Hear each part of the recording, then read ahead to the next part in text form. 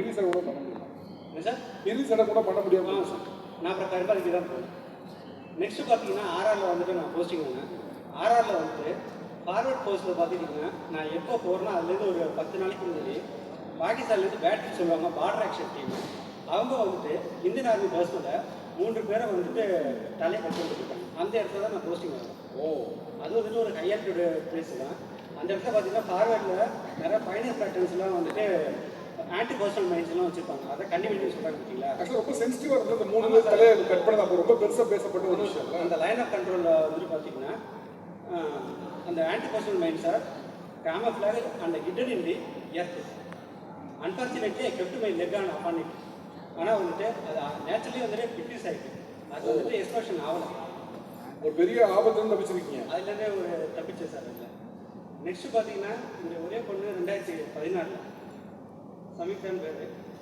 என் பொண்ணுக்கு வந்துட்டு due to the aspiration she was admitted in the Tanjore medical college. அப்போ பார்த்தீங்கன்னா 2014 டொக்லாம் ஒரு இஷ்யூ ஒன்று ரொம்ப போயிட்டு டோக்லாமா. இதனால் பார்த்தீங்கன்னா குஜராத் கட்சி பகுதியில் வந்துட்டு அந்த இடத்துல டிப்ளாமெண்ட் இருந்துச்சு. இந்த குஜராத்தை பார்த்தீங்கன்னா ஆக்சுவலி சேம் எப்படி ராஜ்யனா உங்களுக்கு அதே போல் தான் வந்துட்டு ஸ்ரீரிங் ஹீட் வெல்ஸ் இந்த டூரிங் விட்டு சம்மர் அந்த மாதிரி டயத்தில் பார்த்தீங்கன்னா பாம்புனாலே எல்லாமே வந்து வெனமஸ் ஸ்மெல் தான் இருக்கும்.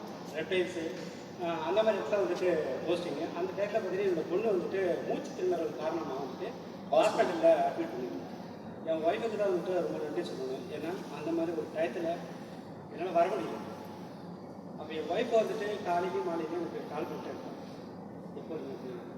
ஆனால் வந்து என் ஒய்ஃபை மட்டும் இல்லை அவங்களோட அக்காவும் சரி 2 பேருக்கும் வந்துட்டு என் குழந்தை வந்துட்டு ரொம்ப சப்போர்ட்டிவாக இருக்கும். ஆக்சுவலாக அவர் வந்து ஃப்ரெண்டாக இருக்காப்புல ஒரு அவருடைய அனுபவத்தில் சொன்னார். கிட்டத்தட்ட அவருடைய வயசில் நிறைய நியர் டெத் வரைக்கும் போய் பார்த்துட்டு வந்துட்டார். வீட்டில் எப்படி இருப்பார்? ஒரு ஸ்ட்ரிக்டாக எப்படி இருப்பார்? ஸ்ட்ரிக்டாலாம் இருக்க மாட்டாங்க. ஓகே. ரொம்ப ஃப்ரீயாக இருப்பாங்க. பொண்ணு கூட நல்லா ஜாலியாக எங்கள் கூட நல்லா ஃப்ரீயாக பேசிகிட்டு இருப்பாங்க. மிலிட்ரி ரூல்ஸ் வீட்டுக்கு போட மாட்டாப்லையா? மிலிட்ரி ரூல்ஸு சொல்லுவாங்க. இந்த காலைல 6 மணிக்கு எந்திக்கணும், ஒன்று ஜாக்கிங் போகணும், வீட்டில் இத்தனை மணிக்கு சாப்பிட்றணும், அந்த மாதிரி ரூல்ஸ் போட மாட்டாங்க. அந்த மாதிரிலாம் கிடையாது, ரூல்ஸ்லாம் கிடையாது. ஃப்ரீயாக எப்போ வேணாலும் நம்ம செஞ்சுக்கலாம். ஃப்ரீயாக இருப்பாங்க. Okay okay. மேலே அப்படி ஐயா பேசுகிறீங்க. சார் எல்லாமே வந்து கிளேஷியர் பற்றி சொல்லியிருப்பாங்க. ஆறாடு அப்படின்னு சொல்லியிருப்பாங்க. பார்த்தீங்கன்னா ராஜஸ்தான் பார்த்துட்டிங்கன்னா எந்த அளவுக்கு நம்ம சியாச்சின் கிளேஷியரில் ஐஸ் இருக்கோ, ஜம்மு அண்ட் காஷ்மீரில் பல லேண்டு லடாக்கில் இருக்க எல்ஏசி லைனா ஆக்சர் கண்ட்ரோல் எல்லாம் பார்த்தீங்கன்னா அந்த அளவுக்கு ஐஸ் இருக்குது. அன்பியரபிள் ஆனால் ஒரு வின்டர் சிஸ்டம் நம்ம வந்துட்டு -42 -60 டிகிரிலாம் இருக்குது. அதே போல் பார்த்தீங்கன்னா ராஜஸ்தானில் பிகானேர்லாம் பார்த்தீங்கன்னா அந்த இடத்துல சர்வீஸ் பண்ணுறது ரொம்ப ஒரு கஷ்டமான ஒரு விஷயம் தான். எந்த அளவுக்கு பார்த்தீங்கன்னா பகலில் எந்த அளவுக்கு வெயில் இருக்கோ அதே அளவுக்கு நைட்டு பார்த்தீங்கன்னா அந்த அளவுக்கு கோல்ட் ஆகிடும். அந்த இடத்துல உங்களுக்கு வைப்பர் ஸ்னேக்லாம் வந்து கேம்ப்ல இருக்கும். அது வந்துட்டு உங்களுக்கு மண்ணிலே இருந்தாலும் அது உங்களுக்கு தெரியாது. அது பாய்ச்சல் ஸ்னேக்கு அது நம்ம ஏதாவது வந்து கடிச்சிட்டா கூட நம்ம உயிர் பிழைக்கிறது ரொம்ப ஒரு கஷ்டமான ஒரு விஷயம். அந்த ஆமாம் அந்த மாதிரி இடத்துலையும் சர்வீஸ் பண்ணுறது பார்த்துக்கிட்டிங்கன்னா ரொம்ப ஒரு கஷ்டமான விஷயம். ஏன்னா வந்து நேவிகேஷன்லாம் போகிறப்ப நமக்கு வந்து ஸ்டாண்டிங் சரி காலைல பார்த்தா நார்த்தில் இருக்கும். அப்புறம் இல்லை 1 or 2 ஹவர்ஸில் பார்த்தீங்கன்னா பேசிடும். அப்போ வந்துட்டு நம்மளால ஒரு லேண்ட்மார்க்கே எதுவுமே இருக்காது. அப்போ வந்து ஃபுட் பெட்ரோல்லாம் போகிறதுலாம் பார்த்தீங்கன்னா ரொம்ப ஒரு கஷ்டமான விஷயம். எஸ்பெஷலி பார்த்தீங்கன்னா இன்ஃபேக்ட்ரிஸ் வந்துட்டு ஃபுட் சோர்சஸ்ன்னு சொல்லுவாங்க.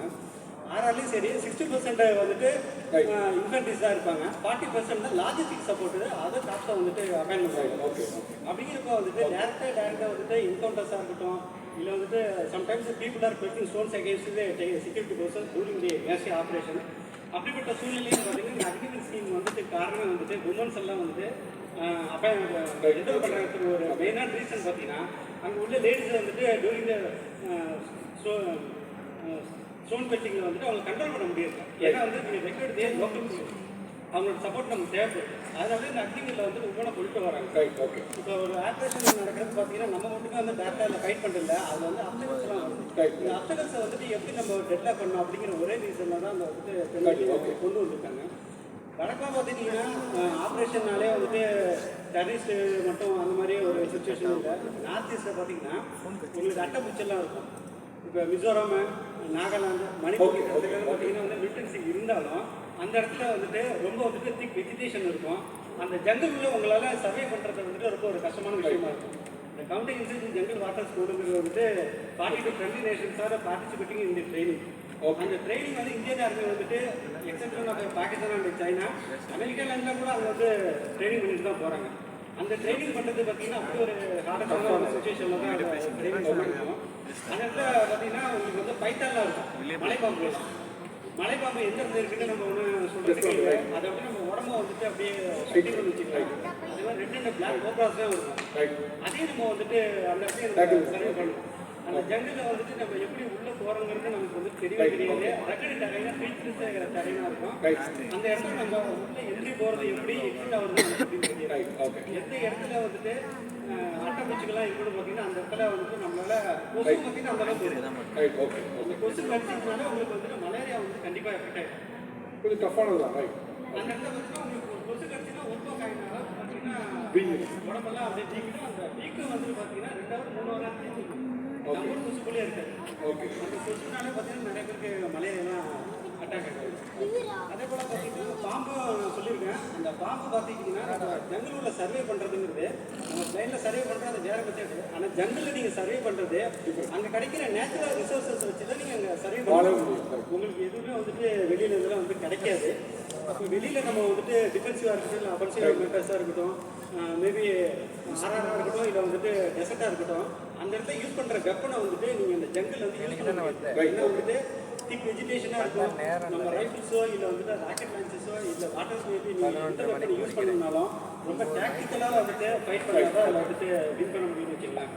அதனால் இருந்தாலும் வந்துட்டு இந்தியாவுக்கு வந்து சர்வ் பண்ணுறதுக்கு நமக்கு ஒரு வாய்ப்பு கிடைச்சிருக்கு. இந்த புண்ணி எல்லாருக்குமே கிடைக்காதுன்னு நினைக்கிறேன். அந்த விஷயத்தில் இந்தியாவுக்கு மிகப்பெரிய ஒரு நன்றி சொல்லணும். அதுக்கு அடுத்தது உங்கள் சேனலுக்கான தமிழா ப்ரோக்ராமுக்கு டிஃபென்ஸ் ஃபோர்ஸஸ் குரூப்புக்கு நீங்கள் வந்துட்டு இந்த மாதிரி ஒரு விஷயத்தை மக்களுக்கு மத்தியில் வந்துட்டு நம்ம எமோஷனல் பேட்டில்டாக இருக்கட்டும், இல்லை பாஸ் சொன்னா இருக்கட்டும், கான்ஃபிடன்ஸ் ஒன்றை பற்றி நீங்கள் நிறைய சொல்கிறதுக்கு ஒரு அருமையான ஒரு வாய்ப்பு கொடுத்துருக்கீங்க. அதுக்கு மனமார நன்றிகள் தெரிவிக்கிறேன்.